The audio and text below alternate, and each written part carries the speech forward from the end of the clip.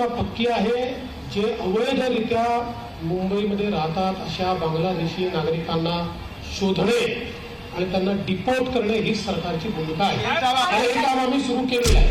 डिसेंबर 2024 भारतीय सरकारच्या आकड्यानुसार आज त्यांची संख्या ही 2 कोटीच्या आसपास आहे आणि येणाऱ्या भविष्यकाळात साधारण ते 10 ते 12 वर्षामध्ये हीच संख्या 20 ते 25 कोटीपर्यंत जाण्याची संभावना आहे. आपल्या मातृभूमीच्या अस्तित्वासाठी, संस्कृतीच्या रक्षणासाठी आणि समाजाच्या सुरक्षेसाठी देखील आपण सर्वांना एकत्र येण्याची वेळ आज आलेली आहे. नमस्कार, जय हिंदू राष्ट्र. मी रोशन पावसकर माझ्या स्थानिक सहकाऱ्यांसोबत वर्ली कोळीवाडा प्रभाग क्रमांक 193 वर्ली विधानसभा मुंबई येथून व माझ्या सोबत आहेत स्थानिक भूमिपुत्र आणि समाजसेवेचा निस्वार्थ वारसा जपणारे श्री सुरेशदादा कोठेकर.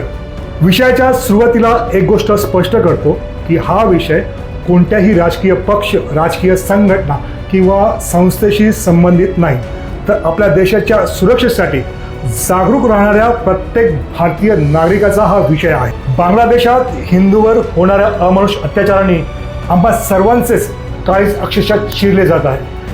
त्यांच्या वेदना आपल्या सर्व भारतीयांना अक्षरशः अस्वस्थ करीत आहेत आणि अधिक वेदनादायक म्हणजे काय, ज्यांनी त्यांच्यावर अत्याचार केले ना ते रोहिंग्या बांगलादेशी आपल्या सहिष्णुतेचा आणि शांततेचा गैरफायदा घेत आपल्या देशात घुसखोरी करून आपल्या मातीत बिनधास्त वावरत आहेत आणि त्यांना थांबवण्याऐवजी आपण अप्रत्यक्षपणे त्यांना पोसत आहोत आणि हेच अधिक चिंताजनक व क्लेशदायक आहे.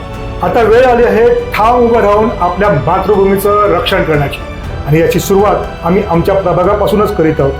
बांगलादेशी हटवा, प्रभाग वाचवा ही मोहीम सुरू करीत आहोत आमच्या प्रभागापुरती आणि या मोहिमेच्या अंतर्गत आम्ही प्रशासन असू दे, स्थानिक पोलीस असू दे यांच्या सहकार्याने प्रभागातील प्रत्येक स्थानिक मंडळे, स्थानिक संस्था व गल्लोगल्ली तपासून स्थानिकांशी संवाद साधून जनजागृती आंदोलन करणार आहोत. आपल्या प्रभागात शांतता नांदावी, आपल्या लोकांचा सन्मान राखला जावा आणि आपल्या संस्कृतीची ओळख जपली जावी यासाठी ही लढाई आहे. स्थानिक नागरिकांना आव्हान आहे की त्यांनी आपल्या परिसरात घुसखोरीचे कोणतेही संशयास्पद प्रकार दिसल्यास स्क्रीनवर येणाऱ्या पत्त्यावर किंवा दूरध्वनी क्रमांकावर त्वरित आम्हाला माहिती द्यावी. तुमच्या छोट्याशा मदतीने मोठा बदल हा नक्की घडू शकतो. या मोहिमेअंतर्गत आम्ही प्रत्येक घरोघरी ही पत्रके जे आहेत ते आपल्यापर्यंत घेऊन येणार आहोत. माझी सर्व देशवासियांना हात जोडून विनंती आहे की त्यांनी या लढ्यात सहभागी व्हावं. प्रत्येक प्रभागामध्ये ही मोहीम राबवावी, कारण हा आपला धर्म, आपली संस्कृती आणि आपल्या राष्ट्र अभिमानाचा प्रश्न आहे. हीच ती वेळ आहे जेव्हा आपण आपल्या इतिहासाला अभिमानाने जपू आणि आपल्या भविष्याला सुरक्षित करू. जय हिंदू राष्ट्र, जय महाराष्ट्र.